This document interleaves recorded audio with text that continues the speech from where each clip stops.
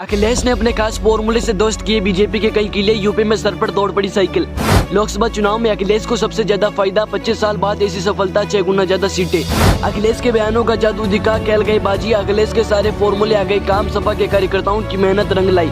लोकसभा चुनाव 2024 में 400 पार के नारे के साथ उतरी भाजपा को निराशा लगी है। अब तक आई रोजाना में वह लगभग 440 सीटों पर आगे हैं। इस तरह बहुमत से भी 32 सीटों से पीछे रह गई हैं। फिर भी एनडीए के सहयोग से दलों के साथ वह सरकार बनाने की ओर है। इन नतीजों के बीच सबकी नजर उत्तर प्रदेश पर ही है। राज्य में अखिलेश यादव के समाजवादी पार्टी ने 36 सीटों पर बढ़त कायम रखी है। यदि रोजाना नतीजों में तब्दील होती है तो 25 साल बाद उसका सबसे ज्यादा अच्छा प्रदर्शन होगा। इससे पहले 1999 में आम चुनाव में सपा को 41 लोकसभा सीटों पर जीत मिली थी। फिर 2004 में उसके 36 सांसद जीते थे। यही नहीं, 2009 में भी उसका आंकड़ा 23 सीटों का रहा था। फिर 2014 के आम चुनाव में तो भाजपा की लहर के दौरान 2014 में महज 5 सीटें ही मिल पाई। इसमें इस बार 37 सीटों पर जीत मिलना उसके लिए अहम होगा। 2019 के आम चुनाव में भी वह 5 सीटों पर ही ठहर गई थी। इस तरह देखे तो 6 गुना ज्यादा सीट मिल जाएगी। यह सफलता अखिलेश यादव के लिए भी बड़ी राहत लेकर आएगी। 2017 में विधानसभा चुनाव हारने से पहले उन्हें 2014 के आम चुनाव में हारना पड़ा था। फिर 2019 के आम चुनाव और 2022 में भी अखिलेश यादव के हाथ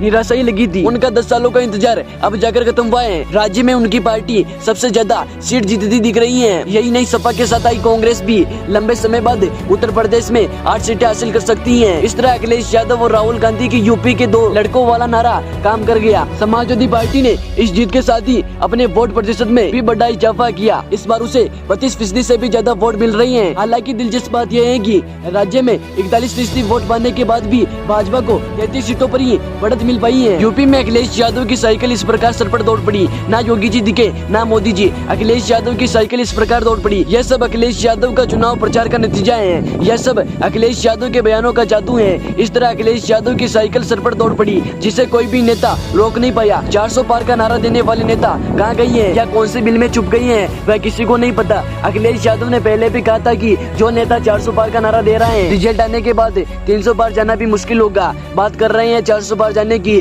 400 आर ना जाए। संसदीय चुनाव में समाजवादी पार्टी का यह अब तक का सबसे अच्छा प्रदर्शन है। उससे अब तक का सर्वाधिक 33% से भी अधिक वोट मिले हैं। यह चुनाव अखिलेश यादव के लिए इसलिए महत्वपूर्ण था क्योंकि इस बार सपा संस्थापक मुलायम सिंह यादव नहीं थे। उनके बगैर सपा ने यह चुनाव लड़ा। भाजपा के कई दिग्गजों पर भारी पड़े सपा प्रत्याशी। इसके अलावा वर्ष 2017 के विधानसभा चुनाव में सपा व कांग्रेस का गठबंधन हुआ था और यह गठबंधन कोई कमाल नहीं दिखा सका था। इसके बावजूद अखिलेश ने इस बार के लोकसभा चुनाव में फिर कांग्रेस का साथ लिया और इस बार वह भाजपा के लिए बड़ी चुनौती बन गई। भाजपा के कई दिग्गज पर इस बार सपा के प्रत्याशी भारी पड़े। सपा के इस प्रदर्शन ने विपक्षी गठबंधन एनडीए को भी बड़ी संजीवनी दी है। आप सभी लोगों का क्या कहना है 400 पार नारे के बारे में? कमेंट बॉक्स में अपनी राय जरूर बताएं और चैनल पर नए आए हो तो हमारे चैनल को सब्सक्राइब जरूर कर लें।